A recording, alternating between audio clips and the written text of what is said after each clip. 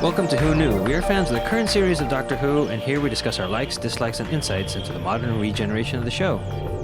Subscribe, review, and listen to us on iTunes and Stitcher, or our YouTube channel, youtube.com/WhoKnewPodcast. All our episodes are on WhoKnewPodcast.com. You can leave comments there, or email us at WhoKnewPodcast@gmail.com. We also have an Instagram and Twitter account. Tweet at us at WhoKnewPodcast, and find us on Facebook. Today's episode is Dreamland, the animated special. The Doctor crosses off an item on his bucket list, Area 51. This episode is written by Phil Ford, directed by Gary Russell. It originally aired between the 21st and the 26th of November 2009. It's split up into 6 parts, with the first part being 12 minutes long and then the next 5 parts being 6 minutes long. Hi, this is Eugene. Let's introduce ourselves. This is Josh. Hi, this is Brian. Yo, it's Kelsey. Hello, this is Auburn. Hey, this is Heather. Hi there, this is Frank. Got my very white going. In 1947, an alien spacecraft is shot down and crashes near Roswell, New Mexico. 11 years later, the Tardis arrives at Dry Springs, Nevada, where the Doctor visits a roadside diner looking for chili. He notices an odd piece of machinery, which the waitress says is from an alien spacecraft, or at least that's what her mom says to bring in the tourists. When the Doctor examines it with his sonic, it lights up and blows out all the diner's light bulbs. Cassie, the waitress, wonders if it's really an alien device. A customer named Jimmy says that it isn't the only strange thing happening lately. He swears he saw a space monster eating cattle at a nearby ranch. Well, it's nice to see that the Cylons were in this. That ship reminded me of that right away. I thought the same thing. Did you mention in your intro there that this was animated? Yep. Okay, there's another instance of me not listening to you. Previously, we had the other animated special, Infinite Quest.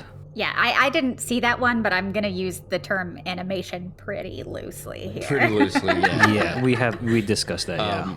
I did like the style that they were trying to go for with this animation, but as far as the quality of the animation, it felt a lot more like what people see in behind-the-scenes footage of what pre-visualization and visual or viz dev, pre-viz, whatever you want to call it.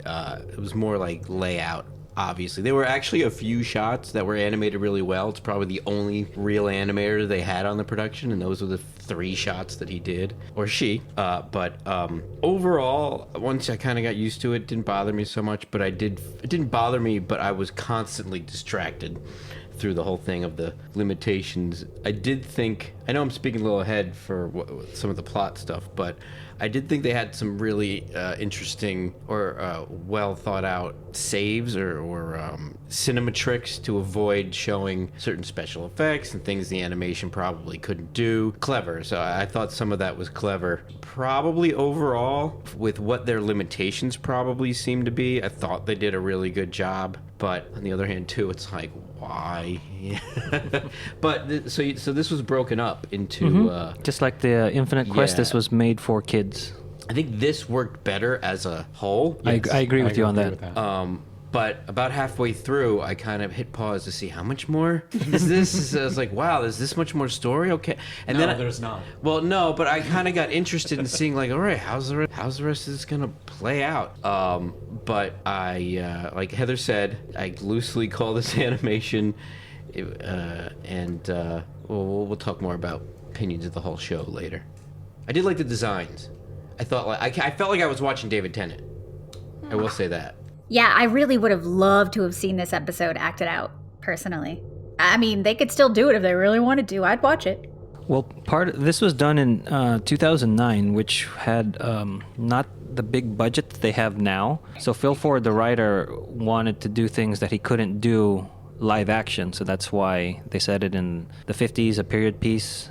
And they were inspired by like B movies from that period with the diner, the classic 50s American diner, Men in Black, UFOs, and aliens.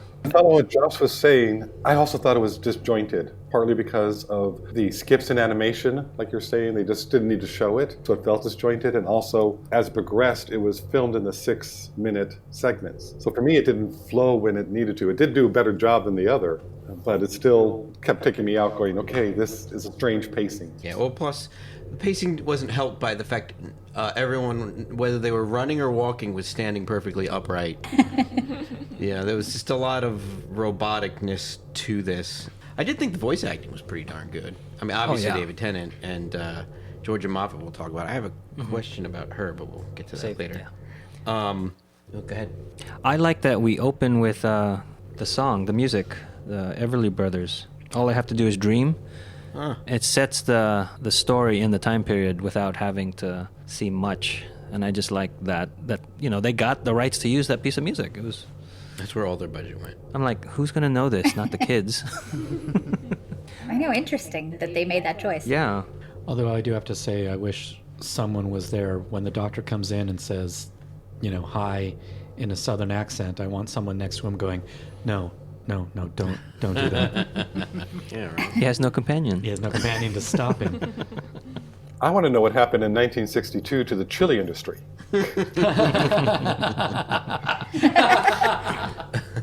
His line was, the kind they made before 1962, so couldn't find anything on that. Obviously, he was looking for that piece of junk, whatever that alien technology was. Or did he just show up and just stumble into this? He stumbled into it. That's how I took it.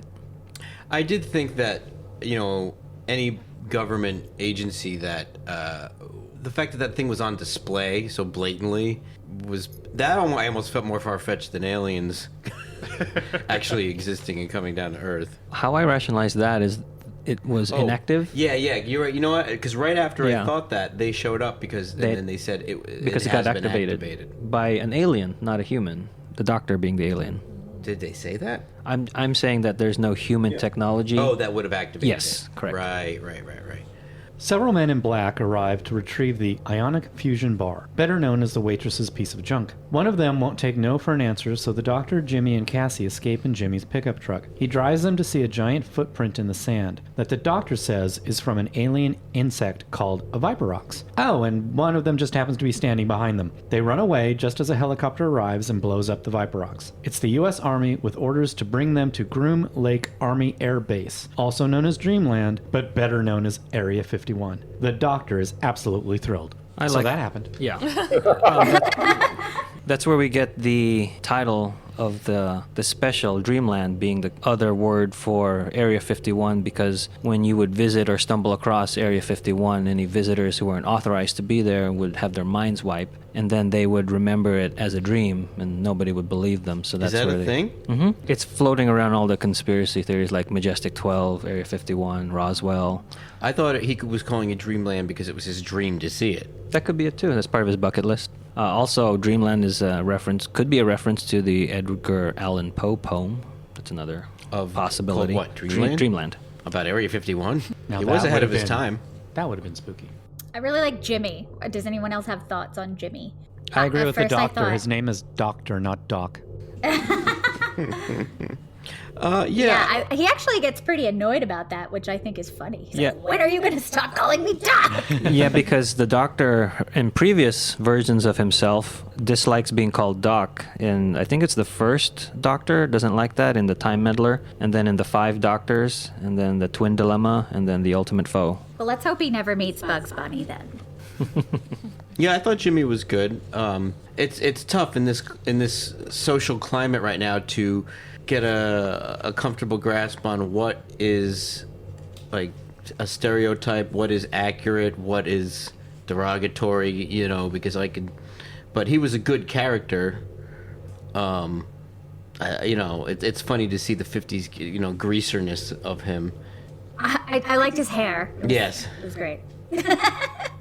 But I'm more thinking about, did anybody look up the actor? Or Eugene, I know you must have. Yep. So the character's full name is Jimmy Stockingwolf, and he's played by Tim Hauer. And this guy's done a lot of voiceover in video games. I know what I was going to say. That I did feel that the two companions felt like companions. They didn't feel like, oh my God, what's going on? What is that? Who is this? But they had just enough of that and just enough of the type of personality that took charge, and they were surprised by things, but they didn't get thrown by them. I could see them being companions. I agree, although I guess there was some kind of blooming romance between them, and the lack of facial expression or anything. I could barely tell that was happening.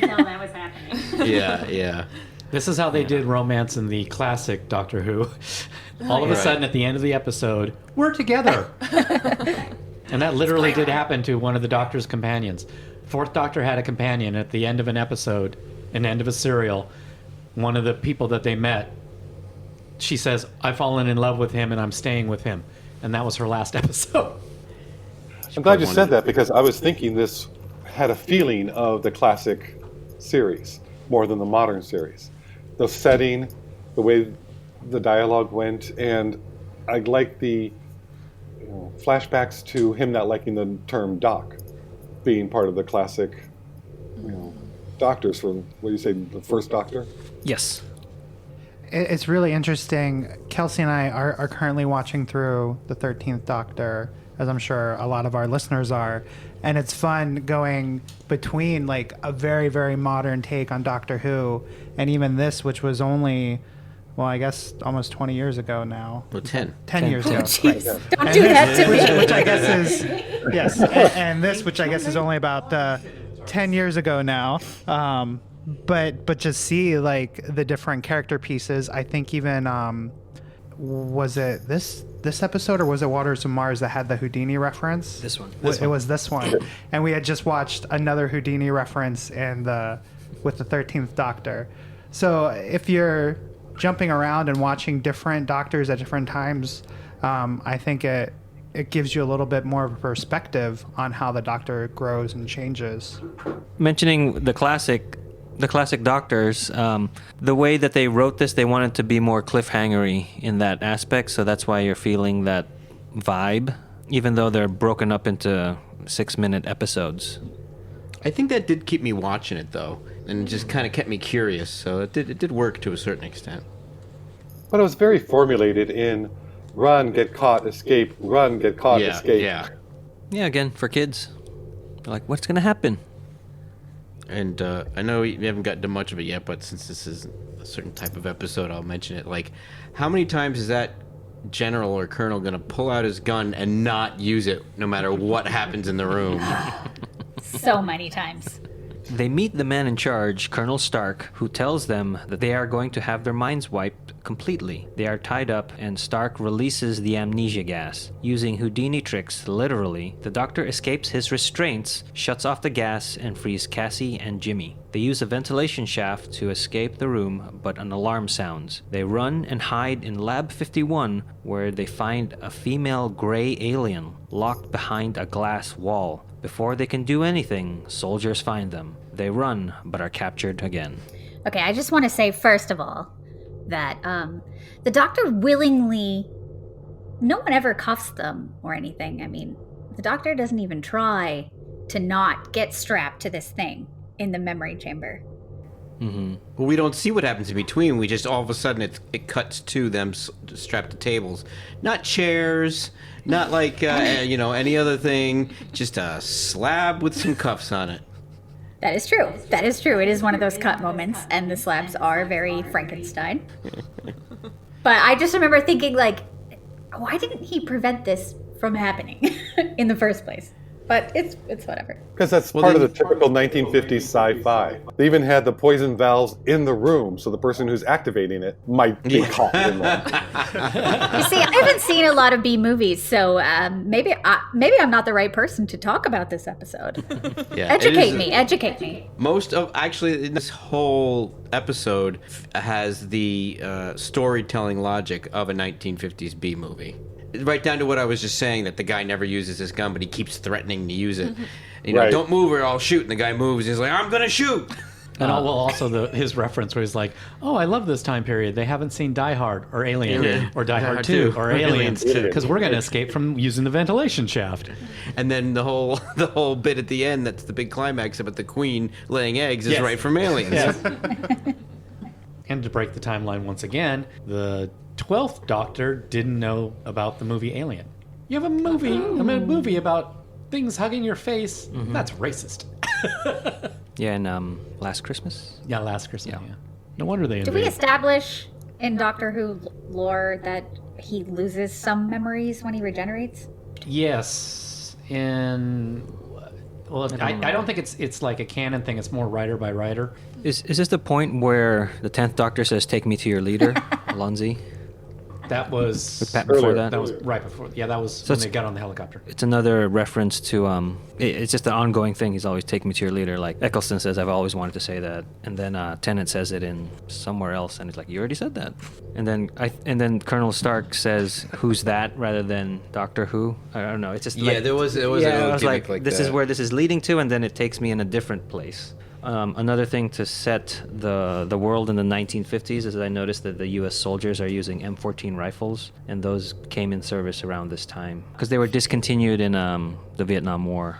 I wish the alien was a little bit more Doctor Who. No, I disagree. I love that decision. I like it because I think this is the first time we've seen a gray alien in Doctor Who and not an alien costume. But this is the whole thing. This was the typical 50s sci-fi, Yeah. so it fits. By the way, the term "gray alien," meaning big-headed, Big eyes, big eyes, lanky. that's an yeah. X-Files term, isn't it? No, it's a term about that phenomenon that X-Files used. That it existed before the X-Files, because I had never heard it. 'Cause it was always little green men. I could be wrong, but I'm pretty sure that was a term Yeah. that X-Files made famous. Oh, okay. Because I think it's used in all those alien abduction stories. The gray Greys. alien, Yeah, the Greys are Greys. getting me. Even before I X-Files. think so. Oh, okay. so. I mean, Because I never heard that, because it was always little green men. but then they're not. They're gray. So, yeah, Well, yeah, you they're know. fake. And also, let's face it, the aliens of Area 51 are the Ferengi. That's right. I think the animation being so like our typical gray alien is probably half like cost, because they seem pretty simple to animate. Josh, I don't know if you have more insight than like a human looking thing that has extras. I don't think that mattered. I mean, I think Okay. it's just basically once it's built, it's built. Okay. Yes, it didn't take as much sculpture to make the rig, the model, but I don't And think they are neat set up against the Viper Rocks that are so that are so different. complex. Yeah. So I think it was cool to see those two. And since it is animated, we don't need the more humanoid, Right. like actor parts to fit into Yeah. an alien costume. It probably was easier to animate, obviously, but I think that's just a benefit of what they were going for. Like, they probably said, "Oh, and we'll save a little money because it won't take as long to make the gray aliens." Because man, there were a lot of pieces on that other alien. There was one scene when he's yelling at the colonel. What is it, Colonel? Is it Colonel? Where it was animated quite well and everything was moving and all that. And again, I was like, "Oh, is the whole thing gonna kick in now? Like, this is where they spent all their money at the end of the episode?" But no, it was just one or two shots. I think my favorite, though, is when they are strapped to the table and you get the close-up of his wrist, in Oh, the yeah. restraint. And it's literally just moves a little bit, moves a little bit, moves a little bit, moves a little bit. And then boink. And then I'm out, because it's a Houdini trick. It's like they didn't even bother to animate any reason why it opens up. I thought that the Sonic was gonna drop into his Yeah, hand. so did That's I. what I thought. Speaking of the Viperox, the sound that they make when they're blinking is the same one from the Raxacorical Falbatorians, if you remember that. I recognize that. Yeah. It's a very distinct sound, and I was like, oh, I know this. Who did the voice of the head guy, the head alien? David Warner? It was David Warner. I thought so. The Master actually. Computer Program. Yeah, Sark. End of End of line. line. Who was just in Mary Poppins, The Returns. Oh yeah. He's great. In Stark's office, the Colonel is talking to a Viperox named Aslog, who threatens Earth if Stark fails him. Prisoners are in a hangar containing an alien flying saucer. The Doctor opens its doors with his sonic, and they fly away, but soon they crash in the desert. Back at the base, Stark and Aslog wonder who on Earth could fly an alien ship. I get a kick out of that. That's the Doctor Who stuff I like. When they're like, when the stupid regular people are like, "What's going on?" You know, what makes anything that makes the Doctor seem special, besides himself saying he's special. I like. their escape from the soldiers at this point, I remember that was one of those spots where it felt like they just kind of cut away and now Yeah. they're escaping Yeah. and Yeah, going convenient. up the spaceship. This whole Yeah. episode is another example of Doctor Who's running motif of ineffectual soldiers. Whatever they're shooting at, hey, you, stop! Running after. It's funny what Colonel Stark's argument was, how can they defeat the might of the U.S. Army? Well, if this is the U.S. Army, my cats can defeat you. This is when I did not like the animation. It's because of that. It's because, let's sonic the spaceship open and run for it, and you don't get to see any of the trying Yeah. to shoot them or whatever. It's just sort of anybody would be able to shoot them at that point blank range, and stop them from getting on the ship. It just seemed the way the animation was visually Yeah. didn't work. Nah. But then they were like, "Don't shoot! You'll shoot the ship." True. It's like, whoa, you don't want to damage that. Like a bullet is. And then gonna don't do they much. send Jetson to shoot it down? Yes. Don't shoot it with bullets. We have to shoot it with missiles. But that's a different pay grade. Yes. People who are just the security there can't get in trouble for shooting the ship. Yeah, right. It's not our. Oh, That's out of got our. it. Because my thinking too is if they didn't have full-fledged animators on this thing, to shoot a live action actor bending down and pointing a gun takes however long that takes, but to have it animated is could very well take 5 times as long. So if they didn't have a lot of time, they were working under extreme limitations. And I'm sure the idea was like you said in the beginning, let's write an episode that we can't afford to make Live action. So we can have spaceships, we can have as many aliens as we want, we can have all this stuff, but we can't afford to have someone walk correctly Right. or sit correctly or hold this thing or run correctly or pick something up correctly. Like most, especially live action filmmakers, when then starting to use computer generated imagery or animation, don't realize that it's the simple things that you can't do. They probably thought like, we can do all this stuff, but then you realize just walking seems fake. There was this one down shot of the Doctor and the gray alien where their feet are sliding all over on the floor. place Yeah, because they're in the vault. because they animate a walk that just gets cycled, and if they don't pace it out right, then and chances are when they originally looked at the previs of that, it didn't have any textures on it. It was just flat gray, so you couldn't notice that his feet were I mean, all these things that when they're just like, we can do all this stuff for less money except walking. Now the planes are here. They are the F-100 Super Sabres, which again were around this time, so I found that they did at least do the research in the periods of military equipment. The jets, is that what you said? So the jets and the rifles are accurate to this time. They would have had to. I imagine there's not a lot of Brits who are super up on this kind of thing. America 1950s. I have no idea what the 50s was like in England. Do you guys? I know what the 60s was like, thanks to Austin Powers, but... No, I don't know. It's probably Something with the similar. Beatles. Yeah. To me, they just look like the jet that tries to shoot the Enterprise down in Tomorrow's Yesterday.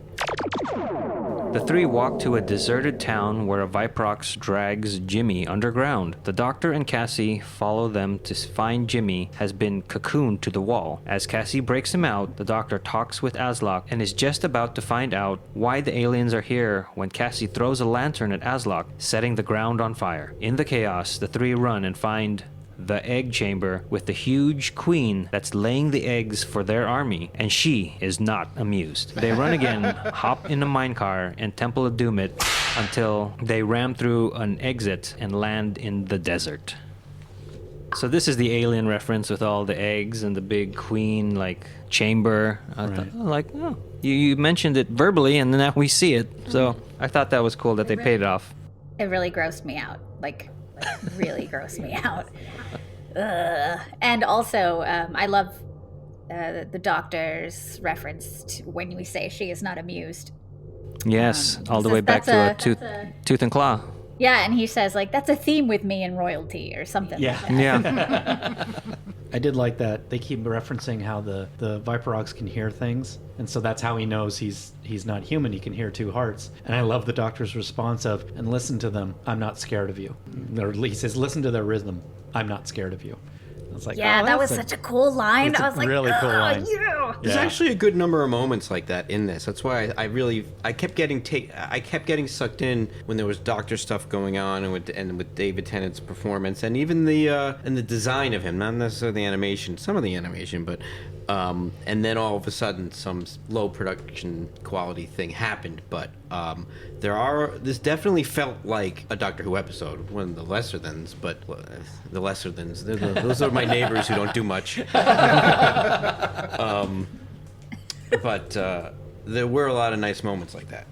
Even coming into this abandoned town, I thought it was very cinematic. Like they put the camera kind of behind things, like behind debris and seeing them from a distance, which is always, a telltale sign that something's abandoned. But it was good. It was a cinematic, and I don't know, how hard or easy that is to do, but That's actually, once you can put the camera anywhere. Right. Moving cameras tend to be more expensive because every frame needs to be re-rendered. But the harder part is the animation and the different effects. I did appreciate a lot of their camera choices and all that ideas because, you can put the camera anywhere. What I was going to say was when she sets the ground on fire, that was the best effect in the whole thing. Because it was obviously stock footage of real fire. They meet the Men in Black, or the Alliance of Shades mop-up team of robots, whose job it is to protect primitive planets from alien intervention. The Doctor monologues until Jimmy's grandfather shows up and destroys the robots with some arrows. Night Eagle has seen men like this before and knew where to shoot them. They follow him to a cave where they meet a male gray alien named Ravesh Mantalox, who wants to find his wife, Saruba Valek. It was her ship that crashed near Roswell 11 years ago. Their species is at war with the Viperox, and Ravesh came looking for her as soon as he could. As the Doctor promises to get Ravesh and Saruba home, Stark arrives and arrests them. I did like the animation of the gray aliens, like totally, bandanas around their head, I and did like bandages, and the guns blasting, I just thought that was funny. I did. Oh god, that scene must have been. That was probably the most expensive scene to make. But so there's this very highly advanced society with weapons and, like you said, bandanas, but no clothes at all on any alien in the whole thing. They're from a very temperate world. Yeah, I know. Okay. I thought the Men in Black were more of Mr. Anderson from Yeah. Matrix. Oh, well, this And whole really, episode- Alliance of Shades wearing sunglasses. Yeah. Really? That one was a bit too much for me. Well, I think this episode is very aware of itself. It is aware and it's more tongue-in-cheek, but I just wasn't into it, so it made it more silly than fun. This was another animation point that I think I felt what Josh was saying, also with the editing. Like we have our lead agent, his hand transforms into a gun, and then we cut away and come back, and all of a sudden everyone has the else's, gun yeah. hands, because that was probably a lot easier to cut some way, and switch yeah. to than. I got a kick out of the idea that Men in Black are robots, but then so when Night Eagle and his crew take out the Men in Black, that was cool, but they secretly did it from afar, about 10 feet behind them, like that. Right. The way they appeared, and again, that's just like it's CG. They could have put them almost anywhere, but they ended up putting them 10 feet behind them. A little thing that I noticed was the lead Men in Black, his eyes on the sunglasses, you could see his eyes come through. So I thought that was a nice touch. And then it reminded me that happened, I think, earlier with Cassie when they're strapped in the amnesia chamber or whatever. No, it's when later? they run. No, it's earlier than that. It's when they run out of the diner and he's standing in the diner's doorway. No, it's in Cassie's eyes. You see something, and I can't remember where it is now. I just remember Reflection seeing in her eyes. Yeah, Oh, and I thought that was a nice touch that they didn't need to I do. didn't catch that. me neither. And I can't remember where it is now, but it happened both. Can we his talk characters. about the actress who plays her? Cassie is played by Georgia Moffat, We've heard that name before. haven't we? and we have seen her before as Jenny in the Doctor's Daughter. Who's also David Tennant's wife. And Yeah, that was my question. Like, whose daughter is she? the fifth Doctor, Peter Davison, Right, but why does she have the last name of Moffat? because Peter Davison is his stage name. Oh, his last name is Moffat? So yeah. And he's not related to Stephen Moffat? Nope. There are way too There's many way too many coincidences on names this in production. this. Yeah. That's a little crazy. Unless Moffat's like the British Smith. I think Please. Smith is the British Smith, but yeah, there's Yeah. probably a lot less names in Britain than there are elsewhere. He was born. Peter Malcolm. Throwing my phone at Eugene. Peter Malcolm Gordon Moffat. So Davison is his stage name. The whole robot hand thing was exactly like the autons in the very first episode of New Who, Rose. And that's immediately what I thought of when that happened. Yes. Yeah, that's what I thought of too. So it's like another thing that's referencing classic. They are taken to the operation room where they find out that Stark is working with Aslak over a common interest, Ravesh and Saruba. Aslak reveals that Ravesh has developed a genetic weapon targeting the Viprox. Stark says that the weapon can be modified to attack his enemies, the Soviet Union, instead. Suddenly, the main Men in Black robot enters the room with the ionic fusion bar for Aslak. It seems Aslak had the time to conveniently reprogram the robot. The Doctor figures out that the ionic fusion bar is really the genetic weapon. Now Aslak can save his people by reprogramming it to kill Russians instead. But the Doctor sonics the robot, grabs the weapon, and runs to the roof. Stark follows. I like how they took that running theme of the Doctor doesn't, extinguish, doesn't commit genocide except for his own, and put it in here. I think that's a very big part of the show. It's consistent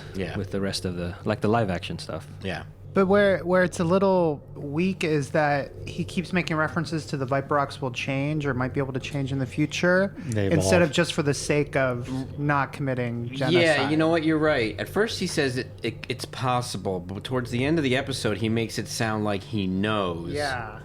So yeah. It takes a little wind out of the sails a little bit. This really was the most terrifying part of the show, about trying to change the genetics, because they had mentioned that it's not just the Viperox on Earth, it's all over the place. So it's not just the Russians in Russia. I mean, it's anybody who had any kind of Russian, ancestry. It just, to me, that this was really just a terrifying I didn't even think about that. idea that, we had in the 50s, but that is so prevalent now. And also, too, if you think about it, like, they knew about DNA, but they didn't really understand genetics like they do today, because Colonel Stark probably had some Russian in him, especially in that bathhouse.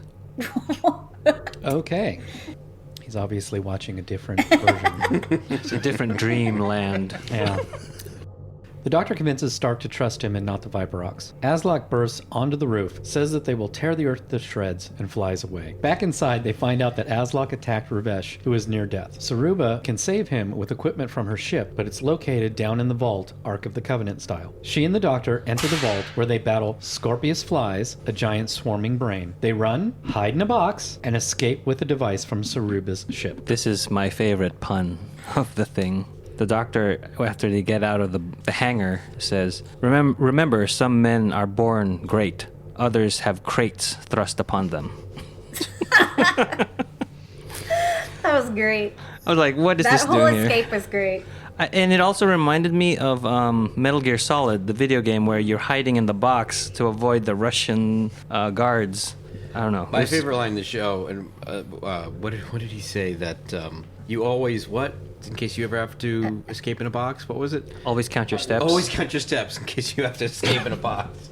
That was a very Doctor moment. But one of the biggest annoyances, again, with the filmmaking that I had in this moment when, what's the name of the Viperox? The Aslak? Aslak. He shoots up in the sky when he's got a gun drawn on him, and it looks like he hightailed it out of there, and they cut to, he's like 5 feet above them. You know why? Because that was the end of the cliffhanger for one episode. Oh, and it cut. And then we came back. That's why. All right. Well, yeah, see, that's funny.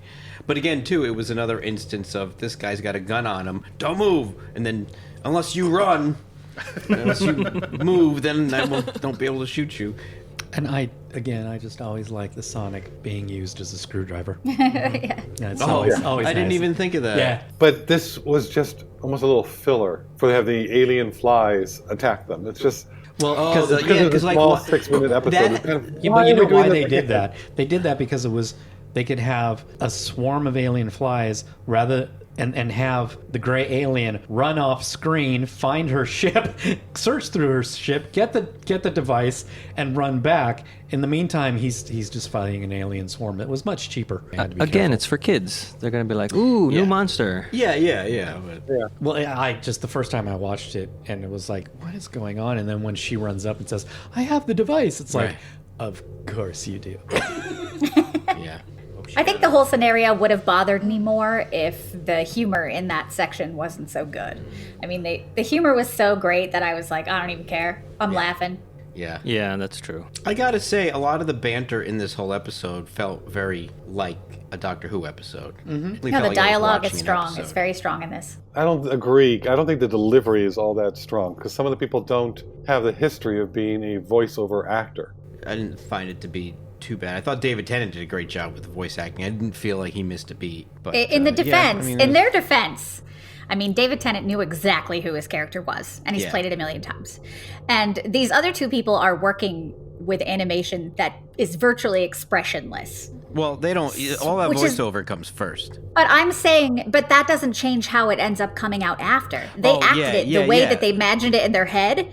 And if the way they imagined it in their head was not the way they animated it, there's really not much they could do about it. You could save a pretty bad performance with great animation, and then vice versa as well. You can kill it with toaster face. Cassie and Jimmy are sent to find the Tardis. The Viprox eggs are hatching and the new army attacks the town. Stark's forces attack the Viprox. The Viprox attack Jimmy's truck carrying the Tardis. At the Operations Center, Aslak confronts Stark. Jimmy and Cassie meet up with the Doctor and Saruba. They use the TARDIS to re-enter the base. Saruba heals Ravesh, who activates the device because the Doctor has a plan. Aslak follows the Doctor into the TARDIS and threatens Jimmy's life. The Doctor uses the TARDIS sound system, literally, to drive the Viprox off Earth completely. I mean, he basically because the weapon was supposed to like disintegrate them or whatever, but he altered it so kill it 'em. just hurt their ears. Just annoyed them, yeah. Right. As a sonic weapon. So it's basically like, this is your final warning before I make you go away. It's a sonic weapon, and that hurts. Right. Okay. Yeah. So cut to epilogue. All the Viperox are on their planet going, what? The thing with the Viprox, the new hatchlings attacking the town, definitely reminded me of all those 1950s B movies. Oh, yeah. Of like an alien something. Them. Yeah, or like the ants attacking. Like you could tell, Yeah. it's like really They fake. use real bugs. Yeah, and like the Just zoomed salamander in. lizard in one of them, and the tarantula. It just reminded me of that. And also with some of those movies, there are no townspeople. Yes. It's Just like- mysteriously empty because, we don't want to pay for extras. And it was a quick turnaround, but I liked Ravesh, giving up his wanting revenge against the whole Viperox. Yeah. You gave me back my life, you gave me back the life of my love, so okay, I'll agree with you. Yeah. I thought that was a good motivation. Like, yeah, dude, you were just on the brink of death, and not only did he bring you back to life, but he put you back with your wife. Although, I mean, it's good, it's a kid's show, so of course, just saying that revenge is bad is a good Right. thing. But I do have to say that when the Viperox ship takes off, I wouldn't have minded if Harriet Jones shot him. Yes, we know who you are.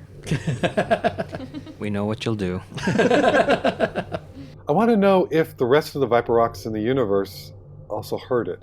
I don't think so. The whole device to begin with was to affect all of them across the universe. Yeah, but he said he altered it for just the ones on Earth. It's certainly implied that it's just on Earth.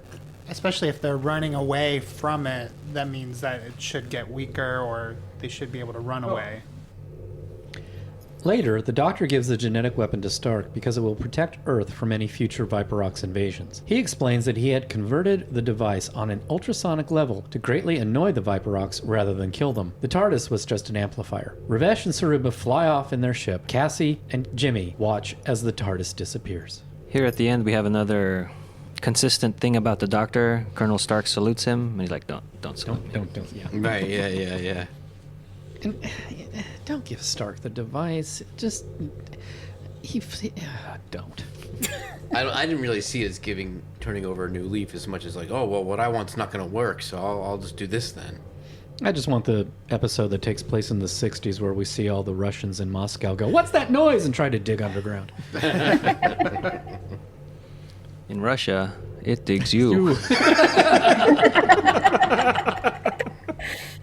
It did seem at the end that Stark had turned over the new leaf and now he's the good guy. the way it was written. Yeah, but it was such a The doctor said, simple turn. Russians are not that bad people anymore. Right. And, so it's just kind of everything wrapped up in a nice little bow. I think Stark is the worst character in this episode. Yeah. Yes. He starts off extremely stereotypical and he doesn't get any better. Like, he changes his mind on a dime and he has... I don't know.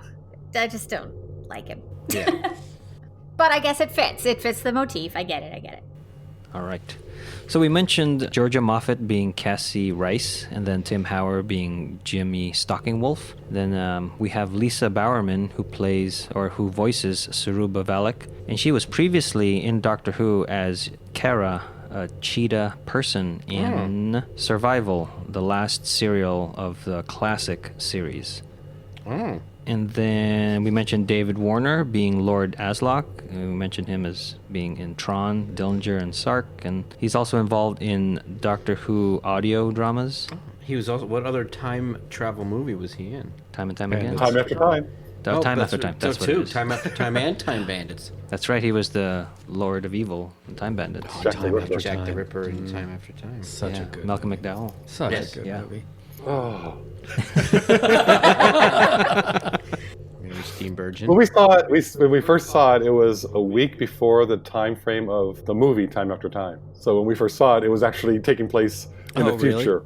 Stuart Milligan plays Colonel Stark, and we will see him again. And he will play Nixon. Oh. Oh, okay.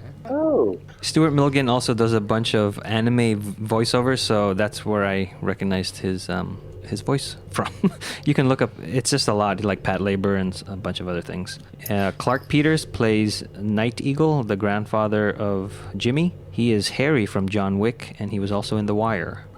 Nicholas Rowe plays Ravesh Mantelax, and we know him best from Young Sherlock Holmes. He's also in The Crown as Colville, or Cornelville, whatever. Peter McGinnis plays Mr. Dread, which is the main Men in Black guy. And he was Gregor in Alien 3. Oh, yeah. Oh, okay. The spaceship that the Androvacs use is going to be seen again in the Sarah Jane Adventures. It's the Prisoner of the Jadoon, I believe. And Mr. Dread, the main... The Alliance of Shades, he will return also in the Sarah Jane Adventures with the Vault of Secrets, and so you get to kind of see him live action as opposed to computer animated.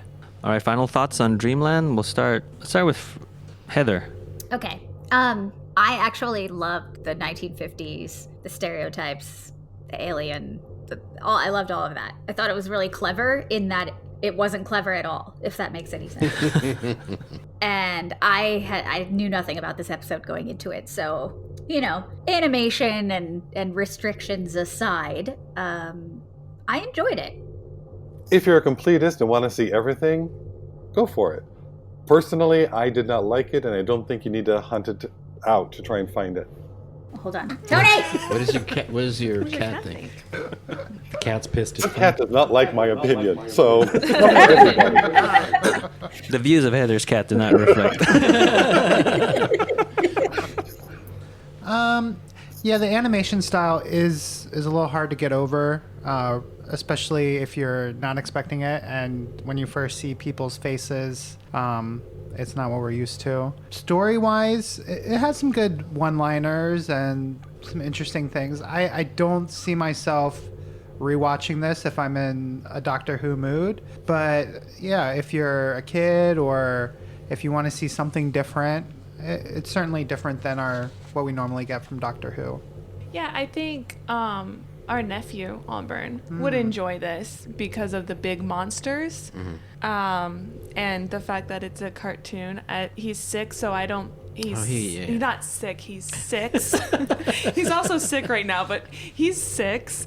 And I don't think he would hold the bad seed computer animation. Even when against... kids notice that stuff, they just oh, it's not as good, but they still enjoy the thing. So I agree with Frank. Like, this is not one that I think you have to seek out and watch. So just go. I'm apathetic to this episode. I don't like it. I don't there's nothing there to dislike for me either. It doesn't make me angry. So I don't know. Watching it for the podcast was fine. I think like, who was it? Frank was saying like for a completist, it's enjoyable. Like I enjoyed it once I was like, okay, this is what we're gonna be watching. I'm kind of 50-50 about it. I enjoyed just as much as I didn't. Don't know if that leaves me exactly apathetic because just the fact that there's more Doctor Who out there to watch and have. That's always a good thing. Yeah, that I enjoyed that, and I thought the jokes were good. I thought the story was pretty good, and the shortcomings story-wise, I felt were so like making fun of itself, or it knew what it was doing. I didn't feel they failed at it. It was just like, yeah, this is what we're doing. It's kind of kitschy. I kind of enjoyed it. It was a period piece, so I like what Heather was saying about it as well. And I really, in overall, maybe I'm 51% liking it because the counter steps, because you never know when you have to escape in a box. I think that just wins me over. And he had that whole place mapped out. Yeah. So like you, Josh, you are 50-50. I'm 51-50. I'm 50. 51-49. Oh, 51-49. I'm also an idiot. Maths. He can draw, but he can't add. I'm 50s. You're nifty 50s. Wow. I'm I can take that 1950s, 50s. This one, I remember when it first came out, I didn't really enjoy it. But then for the podcast, going back, this is better than the Infinite Quest, the other animated Yes, I will agree with that too. the other animated special in this run of Doctor Who. So when I watched it again recently for this episode, I found myself enjoying it more because I think my expectations were tempered properly. And the voice acting is better, the story flows better than Infinite Quest. And it's amazing that they got David Warner and Nicholas Rowe and all these big, people. And I just looked up Surprised. Clark Peters. He's a big actor from The Wire. Like, so Yeah. he's no slouch. So I was surprised that they got the caliber, I guess, of voice actors for this. I just wish the animation was up to par with that. I'm a fan of just animation in general. Like the first really computer animated show I remember was Reboot. Yeah, Reboot was pretty good. It was rudimentary, but for the time, it was more advanced than this. Yeah. So This really just suffered from they got all the computer tech people, but they barely got any animators. yeah, so I think that there was just that part missing, and they did well for what they did with the Yeah. budget. So I can't fault them for that. And I like all this Area 51 conspiracy stuff. Like Dark Skies is one of my favorite shows. That's kind of came off of the X-Files popularity, and that was a short-lived. So it reminded me a lot of that with Majestic 12 and like Project Blue Book. And I think at one point they mentioned that the downed spaceship is a fallen angel, which is another code word for a UFO crashing. So that stuff I enjoyed. Oh, sorry. The whole thing was called Project Fallen Angel. Yeah. Oh, I didn't know that. Yeah. Oh, and the other thing that kind of cements this for me really is the use of all the music that we've heard previously in this run. Like It was repurposed Yeah. score because I Yeah. thought the music was really It's good. really good. And they used the Blink suite a lot for that creepy, like something's going to happen. And, and I felt that they did a good job of sprinkling that throughout the episode. But I was surprised how much it felt like an actual episode. Yeah. Once I was into it, I kept expecting it to feel like Infinite Quest. Like, I can't follow this.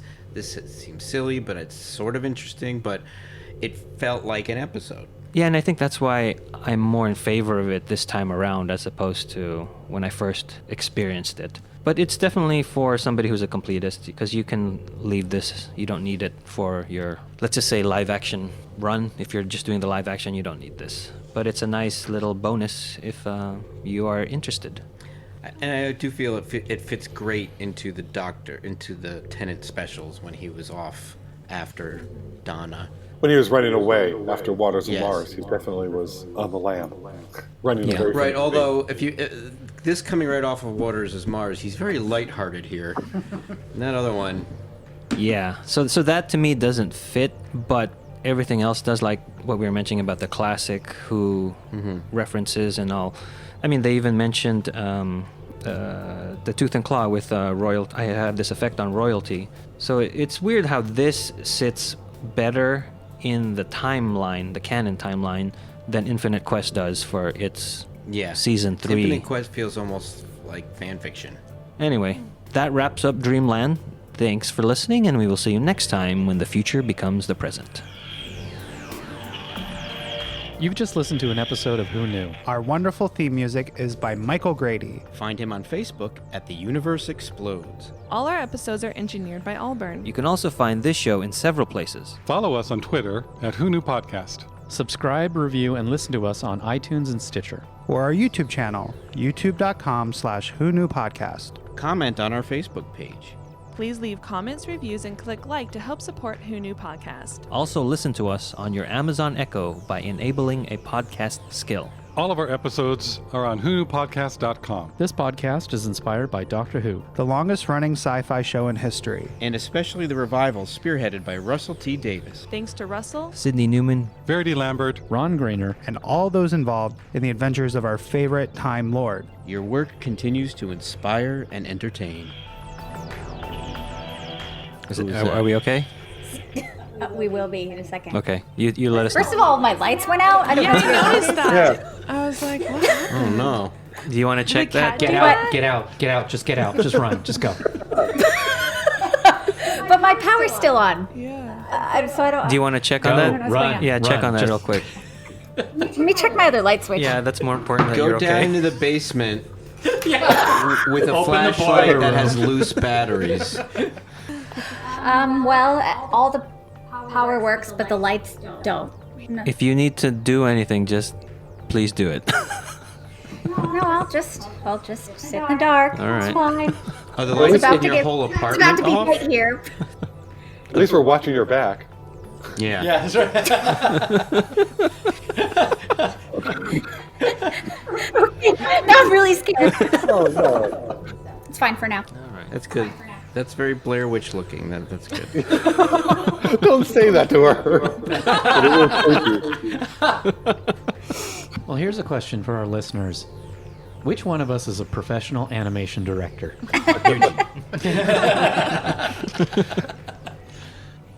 I'm gonna go get a cookie.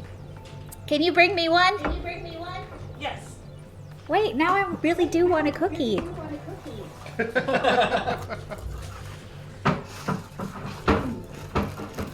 Where'd you go, Heather? I brought it to you. Was she there? That was for Heather, Allburn. Oh, here you go. You. Oh, thank you. Thank you. I got my own cookies. I'll sit in my dark kitchen and eat them alone. My cat.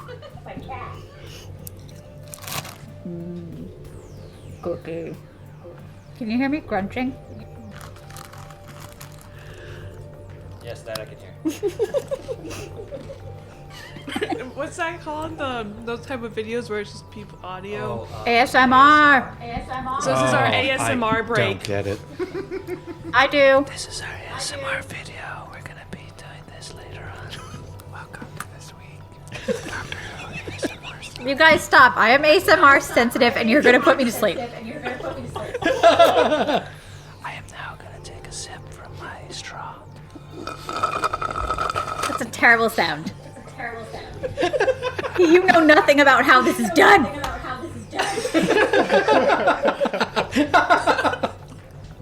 Welcome to amateur ASMR.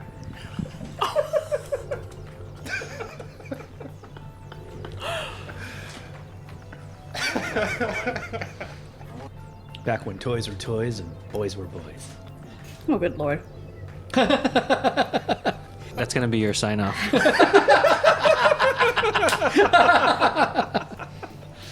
ASMR from now on. It's fine if you want me to be unconscious. You already got the lighting for it. Right?